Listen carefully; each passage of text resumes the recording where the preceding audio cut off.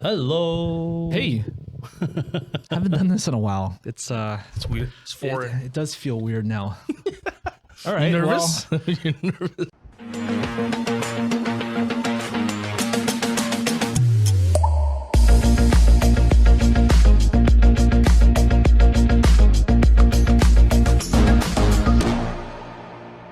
Welcome to another episode of the 5-Star Podcast. I guess we took quite a long break for the summer, which is good. You did.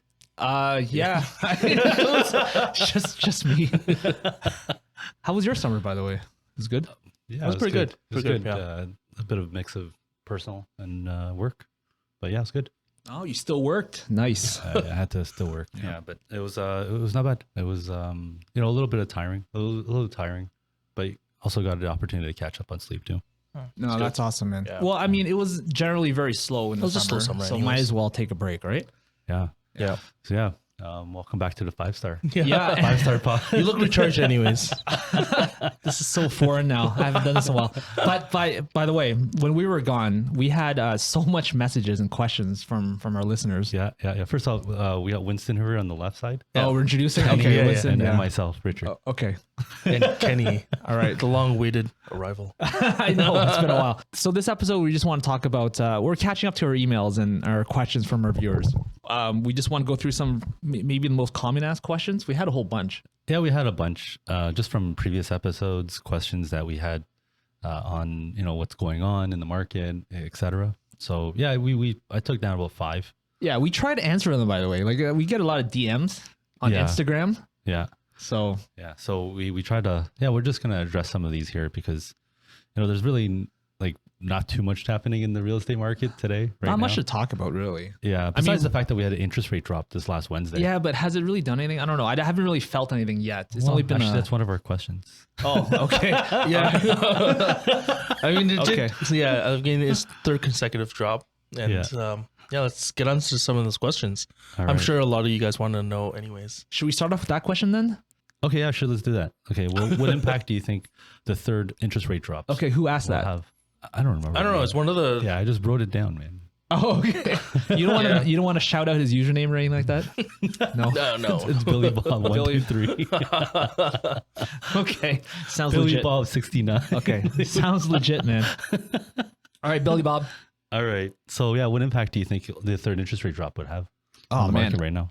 You know what? Earlier, I used to think that once they started cutting rates, the market would just heat up again. Oh man, I was kind of wrong on that. The problem is right now there's a lot of recession fears, right? Because if you look at the past history, every time the Feds cut the rates, it's not necessarily a good thing all the time. It Follow isn't, up but I with think the stock market declines and recession fears.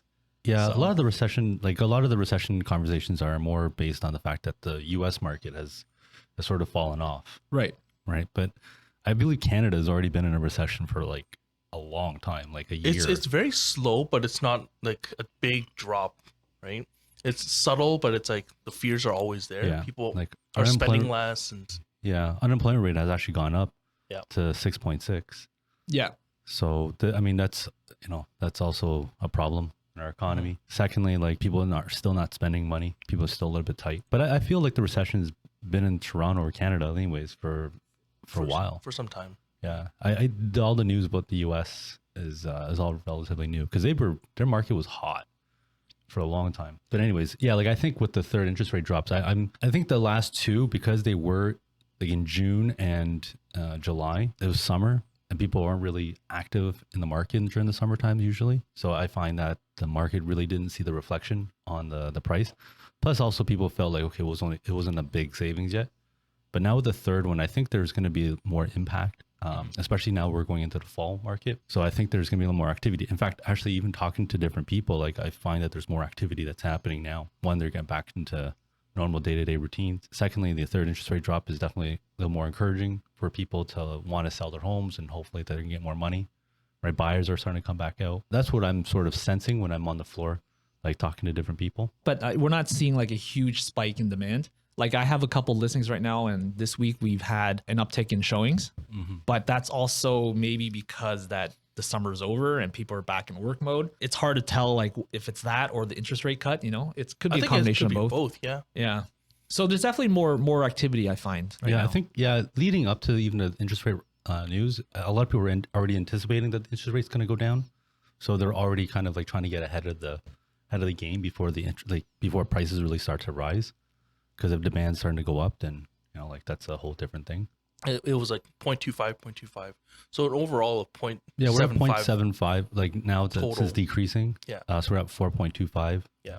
Overall, the Bank of Canada rate. But yeah, like we're probably going to see another one in like October. Maybe one more this year. Maybe a few more actually. You think a few more? Yeah. There's only 2 more. Yeah. Because there's only like every 6 weeks they talk about it. They look at it again. So the next one's probably in October, and the next one after that is going to probably be in like December. Okay, to answer Billy Bob's question, did it affect it? Maybe. We'll see. But no, we'll see. I mean, honestly, it takes I've noticed that it takes about 2 weeks or so after the interest rates before we actually see any kind of that's true. impact or any kind of real traffic that's starting to move. Okay, message us in 2 weeks. Yeah. So we'll revisit that in 2 weeks. Cool. All right. What's next? But the other question here now is, it's a little more around ADUs, so the additional dwelling units. Mm-hmm. So going back to garden suites and laneway housing. Oh yeah, that was an earlier episode that we talked about. Yeah, that was one of our most popular episodes. We had a lot of questions on that. Mm-hmm. It was actually very going back to listen to that one again. Like it was actually Andy, really good. Right? Was it Andy? Andy. Yeah. You still learn a lot more. Like I still pick up a few things from that episode. Oh, we should have Andy back on the show. We should. Yeah, we should. But yeah, like what impact are we seeing with the ADUs? Well, I'll leave it to you guys because I'm mostly uptown and the ADUs are mostly downtown. Mostly ADUs are downtown. So like all the additional dwelling units, like garden suites or even like laneway housing, I generally see them like in the downtown core around like Eglinton, south of Eglinton area in the Toronto. Yeah, no, I'm seeing more and more people starting to develop more of these additional dwelling units, like either turning their garages into new suites or different buildings, or even adding on more units in the back of their house. And I'm seeing like more ADUs being sold like as a by like a standalone. Yeah, so like they basically are pre-built, they're prefabricated, and then they just get shipped in. Okay. Right, and I think I've seen even some on Instagram where they'll talk about like how they can just buy this ADU or this from house. Amazon or something. Yeah, and then they just unfold it, they unbox it. It's kind of cool. And the thing is, you know what? Like, I mean, this idea is not foreign. Toronto's allowing it. They're encouraging it. I think that's why you actually see it more. It's not that this was always like, it's not a new product. No, it isn't. I mean, based on what we heard from Andy on our last podcast with him, I mean, that was a while back now, but even still, like that was, he was saying that all the other areas were already doing it a lot, like in Texas or like in the West Coast, but only Canada is just starting to catch up now, or at least Toronto is. I think it's more of the servicing. So the ADUs you buy on Amazon and all that, like they still don't have plumbing, they still don't have electricity, they don't have, piping, everything. A little bit else, of right? labor involved. But otherwise, all the walls and the divisions of the house is all there. Or you just got to plant it down. They warn you, it's like some assembly required. Yeah. But no, I mean, if you think about it, right, there's with the economy being so poor, and there's more people that are still looking to move into more of the core area around like, subway lines or along different areas in the downtown area. It's a great way for people to really add more value to their property. And also, generate some extra income. So I think I think more and more people are starting to see that, especially that they have some extra money sitting aside. They want to add on a different unit, right? It does bring in some cash flow. So like it does. Yeah, but are you seeing them a lot on the market on MLS? I don't even know how to look for these. I've heard of some. Like I've actually seen some. So I have some tenants that were looking. There were some ADUs that were actually being listed for lease. Of course, they're going to be a little bit cheaper than the house itself. And generally, it's like, oh, this is brand new. It is a little bit cheaper. I think it's a little bit more affordable for really? Most people. Yeah. So I would think it'd be more expensive, no? Not really. Because Not it's really. still It's very a comparable. separate living unit. It is. Just to give you a little bit of context, I was looking at because I had a client that was looking for something in Toronto, and I think it was like a 3-bed. Yeah, they actually made a 3-bedroom, 1 washroom. I would say probably about 1,000 square foot or just shy of it. And it was Where like, is this? I think it might be on the east side, southeast side of Toronto.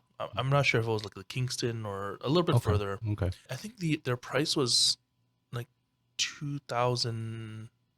2,600, 2,700 for a 3-bedroom. Yeah, I was actually just looking into something like that because I just had an appointment with someone that is selling an income property, but they were talking about converting their 2-car garage into a garden suite, right? And it is not a laneway housing; it's just in the back, right? But they're talking about converting that. It's probably going to cost them about like $200,000 or $300,000 to convert. I was looking at some of the pricing for like maybe the rentals just in the area, and if it was like a 2-bedroom, 3-bedroom with 1 bathroom, it was going around $2,800. This is like in the Junction, Keelsdale area. Okay. Right. So like that was it's a popular area. Yeah. Like there's still some opportunities for people to generate some additional revenue. I mean, if you think about it, if you built a $300,000 like unit in the back, you get right? $2,000 a month. It's actually a pretty good return, right? Yeah. Say $3,000 a month, and then times that by 12, that's $36,000. Right. It'd probably be about 10 years or so before you recap all that money back. Mm-hmm. But at the end of the day, after 10 years, you have, an additional unit that's still generating revenue for you. Yeah. So it's still pretty good. I think it's a good opportunity for a lot of Torontonians to sort of consider. Yeah. I mean, especially if they have the space and that's not utilized, it doesn't really affect let's say you're living in the main house. It doesn't really affect your day to day. So, Okay, but what was the question from the viewer though? Oh, what impacts are we seeing with ADUs? Oh, okay. Okay. Yeah. So I think with the new laws, there definitely we'd see more. So yeah, we're seeing more and more. It's not more and more rampant, people but doing it, but I think people are more It's an interested in it. option. I think it's definitely a good option to yeah. to Well, really look more at. supply for the market, right? That's good. Yeah, but also more revenue for owners too, and it helps them subsidize their higher mortgage expenses. The thing is now. with the ADUs, it's not always it's not always like a garden suite or a laneway housing. Now that Toronto, they allow 5 dwellings per property, right? I've seen more houses convert their house, their housing into separate partitions too. So like a single home into 2, 3. 2 or 3 different Legalized? rental. I think they are legalizing it. Oh, interesting. Yeah. Okay. Okay. Well, I mean, Yeah. that's a good impact. So it's- and but more at least supply. there's more options That's now. it's an interesting area Mhm. that's developing in Toronto. It's a good way to generate revenue, good way to kind of add more value to your property, right? I find that the valuation would be a little bit better when you have an additional dwelling unit. All right. Anyways, let's go on to the next question here.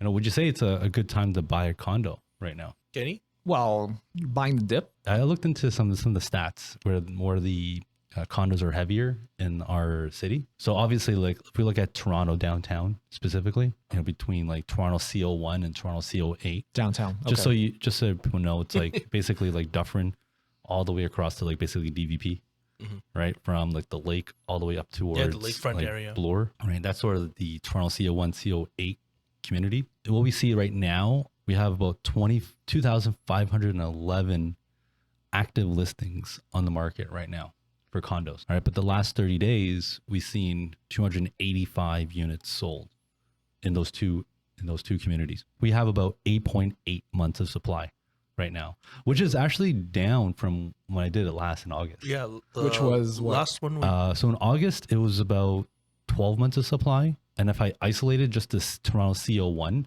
so from Yonge Street West over to Dufferin, it was about 15 months of supply. Okay. So you're getting a little bit. You're saying it's getting a little bit better. It's definitely getting better. So there's a lot more activity, or other people are taking their units off the market. There's a lot more. Maybe there's more people looking to buy. And they're Okay. probably seeing the deals, and they're probably picked up some units. Well, the good units still sell if it's priced right. It still sells with pretty quickly. I find. Obviously, we're not at the prices of. Yeah, I think sellers are starting to come to more realization that they have to sort of Yeah, I bring think the they're more prices coming down. to terms. Yeah. Because a lot of the supply was more or less because they were holding their prices much higher, and buyers are just not paying that price, right? But if you're more realistic, it does still sell. The market still would buy your property. I mean, not as high as As it was, January and- of this year, maybe, but they're still selling. Yeah, even 2 years ago, people are still stuck on 2022 numbers. But as long as you're more realistic, you're okay. You're gonna get a deal done. Yeah, exactly. If you're realistic on pricing, it shows well, it's staged, everything looks nice, it'll sell. Yeah. But yeah, if I was to really isolate Toronto CO1 again, right, today, we have about 1,582 units for sale. So, and last month we had about 169 sold. So that's just over 9 months of supply.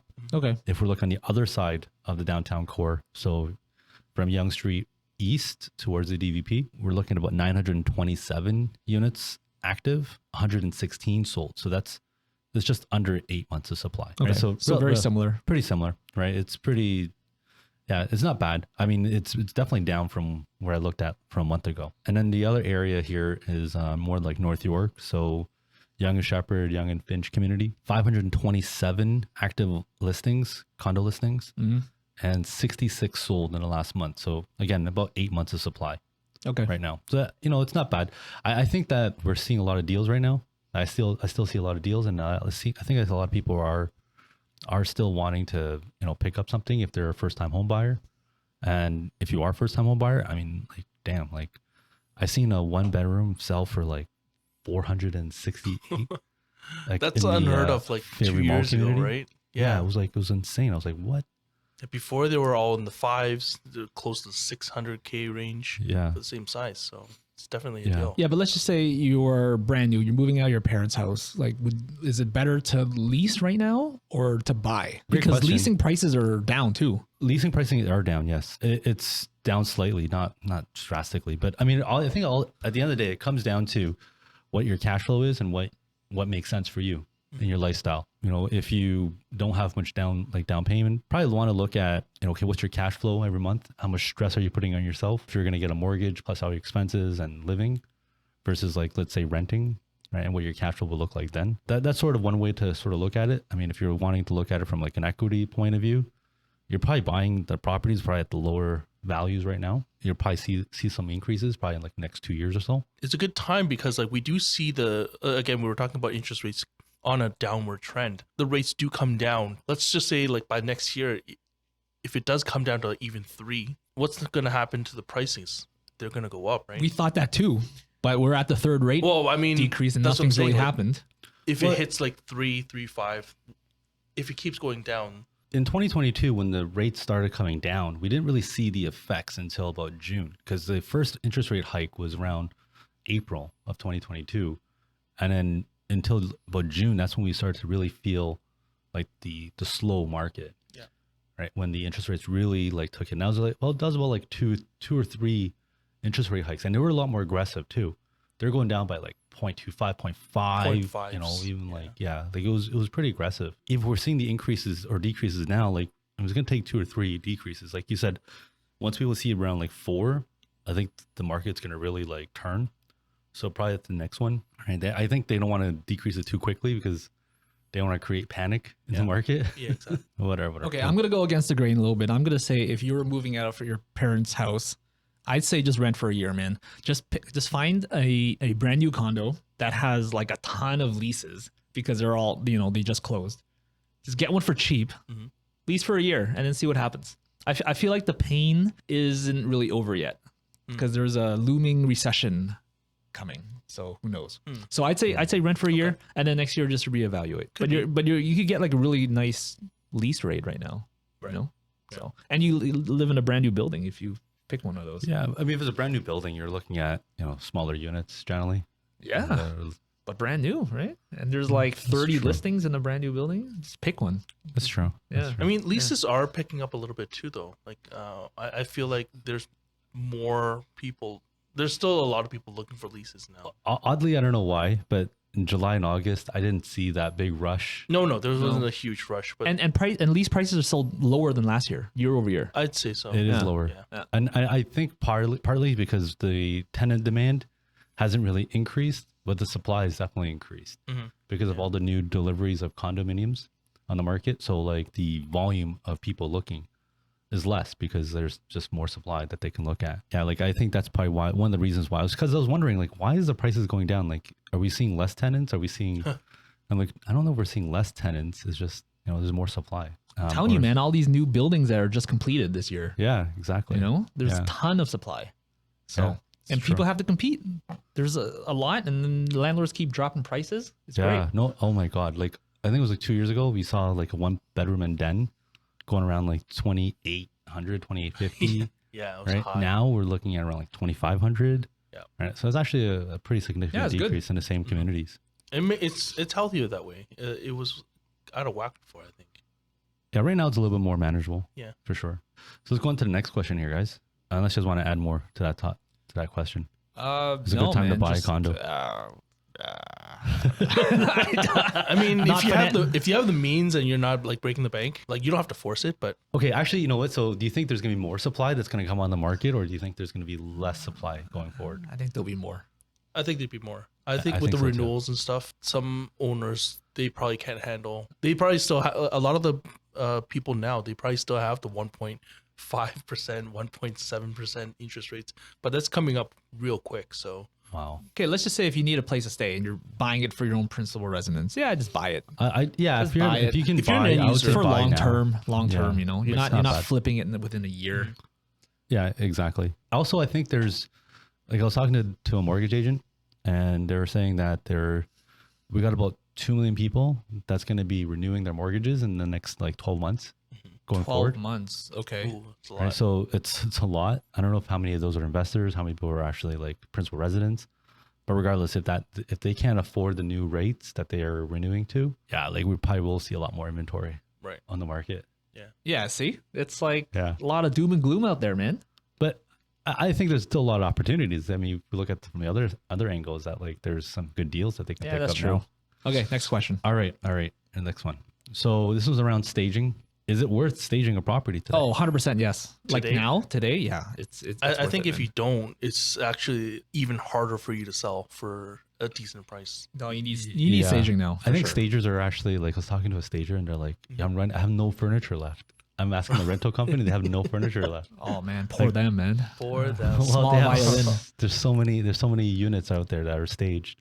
Yeah. But it definitely does add an impression. In fact, actually, I think if your property is, I mean, I think you don't have to stage every property, right? Depending on the property. But if you have a higher value property, then yeah, you want to be able to stage. And especially if you're competing with like other homes in that same community, then you probably want to, make sure your presentation at least meets their standard. Well, even like small condos, I think you should stage it, man. Do you think so? I think so.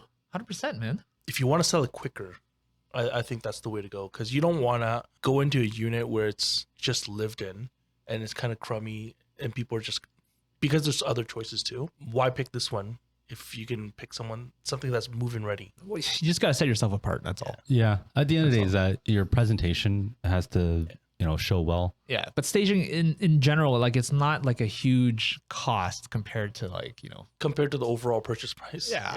it's worth it, man. Would you say that like a lot of buyers or sellers are paying for the staging, or would you say like a lot of the realtors are paying for the stagings? Oh, what? Well, the sellers are paying for that. It is a seller's expense, I think, because really it's your property that you want to move forward with, right? So Yeah. So it depends on, I guess it depends on every deal. I mean, we see so many realtors out there right now That includes with, staging, that right? includes staging. Well, okay. I don't know. I don't see that. I kind of No. see that less now. Okay, actually. that used to happen quite a bit Yeah.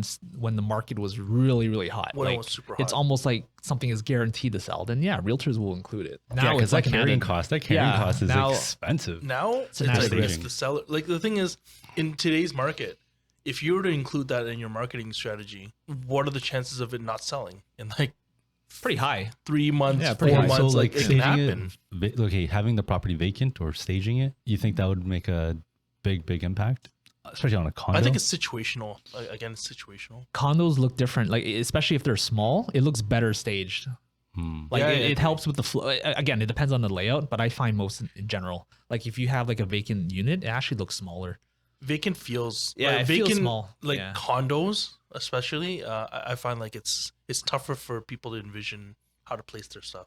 It's true. I guess if you have an awkward layout, they give a small den, and you are able to Or like a triangle den or something. yeah, exactly. Yeah, if you were to stage it, then yeah, definitely it will leave a different impression. Yeah. But at the end of the day, it's how the buyers are going to look at the property. Yeah.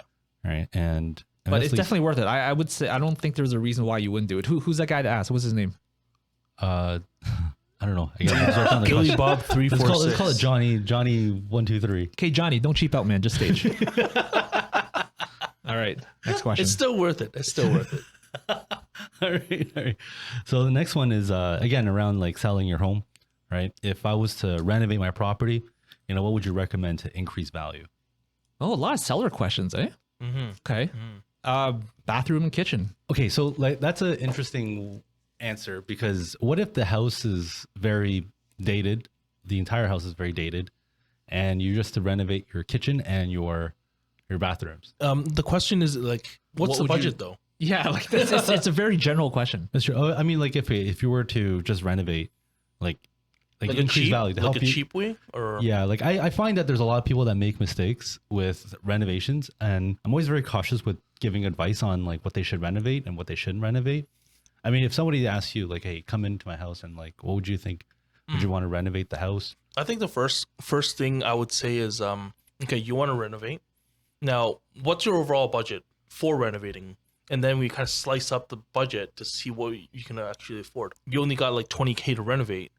Chances are you're not really doing that much, right? One bathroom. Yeah, like what, or you know what? Maybe just do a repaint and floors and some lighting. You can't really do anything like major, but let's say you have like 50, then you're like, okay, well maybe you can do like a lower cost kitchen, washroom, and So is it worth actually putting in the money and like risking the fact that like you may not get that money back? well, Let's the say you did- question let's was say you just did like the let's just say you did the kitchen and the to bathroom, add value, right? right? That'd be about what, like 80, 100 grand? No, not that much. How much would a kitchen be? A kitchen these days depends on how much custom work you do. If it's all like prefab stuff, it's a lot cheaper, right? Okay, so what would that cost you? Like what, 20, 30 grand? No, you can't do that anymore, man. 25. It's way more than that now. Yo, Yeah. everything's gone up. It has, So I'm but it's saying, not like, to that point 80 where grand, 100 grand? Like like Yeah. again, you can do washrooms- it on the budget for too. washrooms and kitchen? Washrooms are still around the 10K mark. I think even 100,000 these days to renovate a whole home is not much. You're just renovating the areas like you're talking about, like kitchens and bathrooms. I Okay, think. well that question is too general. Who asked? What's his name? Oh God, why do you guys? I don't gotta, know, man. yo, dude, I gotta Let's go come. back to okay. You go back to the DM and you could check. I gotta. Okay, to answer that question, man, I gotta come to your house. All right, but you know what? Like, so if that's the case, okay, let's look at different scenarios. Then, okay, let's look at if it was a 30-year home that nothing was done, all right, and you walked in, Yeah. all right. What would you advise? If there's very little budget, I would say Let's say you have budget. Let's say you were willing to do it. Whatever. Let's say 200 grand, whatever, 100 grand doesn't matter. Would you do renovate everything. the entire house? yeah, why not? And would you see the money If back? it's worth it, let's say if all your neighbors are doing it versus an area where it's like no one's doing any type of renovations, then there's no point spending that money, right? So again, it depends on the location, depends Yeah. on the neighborhood. Check out the comparables. Check out the neighbors. I would say if you're the only outlier that has no renovations, it might be worth it to do I don't know. something. I'm always very hesitant again, like with giving advice on doing renovations or not, because they're going to spend It's what, risky. 4, Yeah. 5, 6 months renovating the property. Yeah. And then what if the prices don't actually what if they over renovate? Yeah. That's a very common mistake that people over renovate, thinking that, oh, I get nicer finishes and we get more value for my house. It may not always be the case, right? Because the buyers may not That's true. like your finishes. They may not want your finishings. Yep. Right. They may rather have your property that they rather do themselves. Like it depends on the type of buyer, right? I mean, if you're first time home buyer or someone is buying and you're like, oh, I want to move into a move-in ready home, then yeah, sure, that would probably capture those type of buyers. But would they pay the price that you'd want? Let's say you put 200,000 in, and you're expecting like $300,000 or $400,000 more. That question might be like if you're an end user versus an investor. That question, whoever asks, investors will probably like if the property's unrenovated and it looks really really bad. So I actually went to a house recently. I showed it. They had tarps for roofs. It was really bad. Like holes everywhere, water damage everywhere.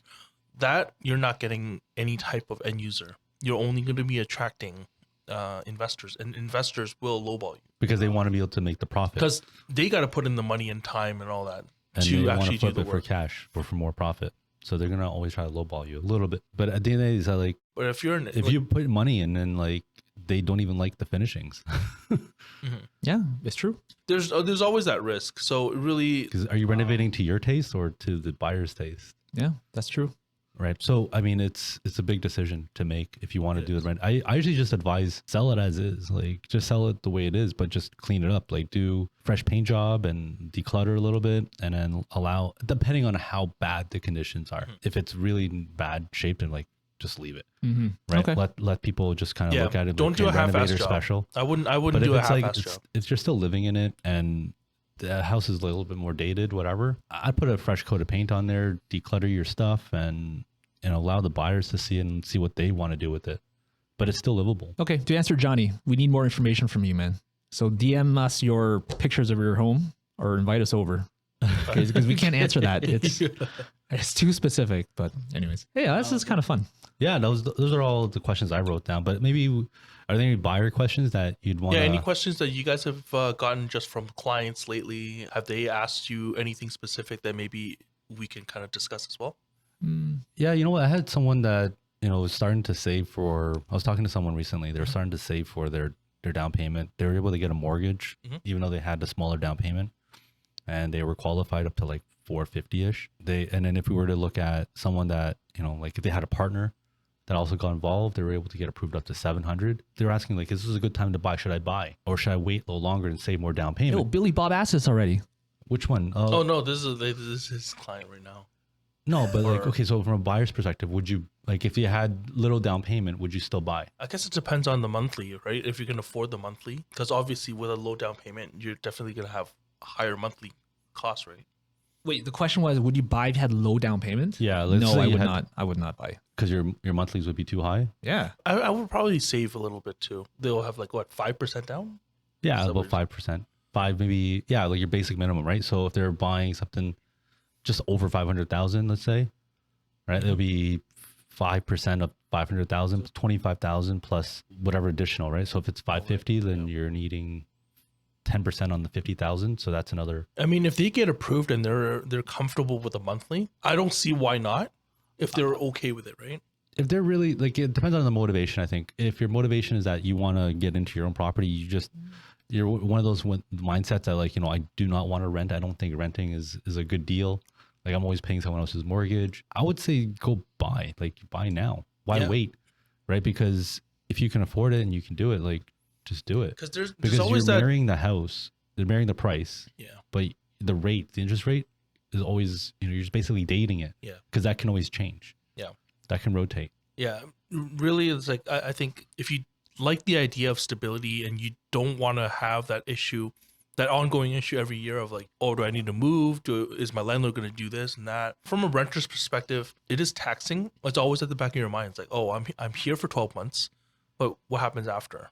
Or am I going to stay? Or like some people like the flexibility. Some people love the idea of stable, and they might like rent for 2 or 3 years in the same spot. I know we're in real estate. We promote real estate, but not financial advice.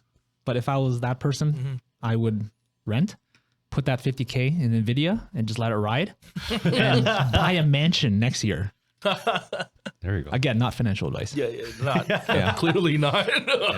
Okay, so what about another? Let's think of a buyer question here that I'm thinking of. One last question here for buyers, because we did a lot of seller questions. If you were to buy a property that has the best opportunity to increase in value, what kind of property would that be? Would it be a detached home? Would it be a semi-detached townhouse, condo apartments? Yeah, I'm going to say a townhouse in a nice area. I think townhouses and semis right now are the best purchases personally. Yeah, I think they hold their value pretty well. They do. You know what? Even condo townhouses, depending on the cost, if you're on that brink of like buying a condo, but you also want the townhouse, but you can't pay the townhouse price, condo townhouse is a very nice medium. You get the size of the townhouse, but you also get some of the perks of like not doing any of the yard work, not doing any of the shoveling.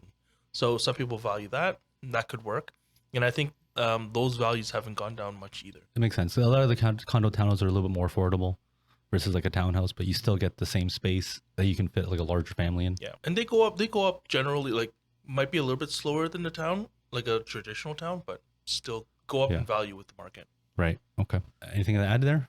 No, that's about it, man. Any other I thought? think I'm good. Nope. We should do more questions next time. Questions are fun. Yeah. This was good. This was fun. I mean, just generally getting our own like feedback on, or giving our own opinions on like just these different topics. Yeah. It allows us to kind of just not stick on one topic and just answer questions. Cool. It's nice. No, good stuff, man. All right. Good episode, guys. Keep the questions coming. Yes. Yes. Appreciate Thank it. you. Okay. Bye, guys.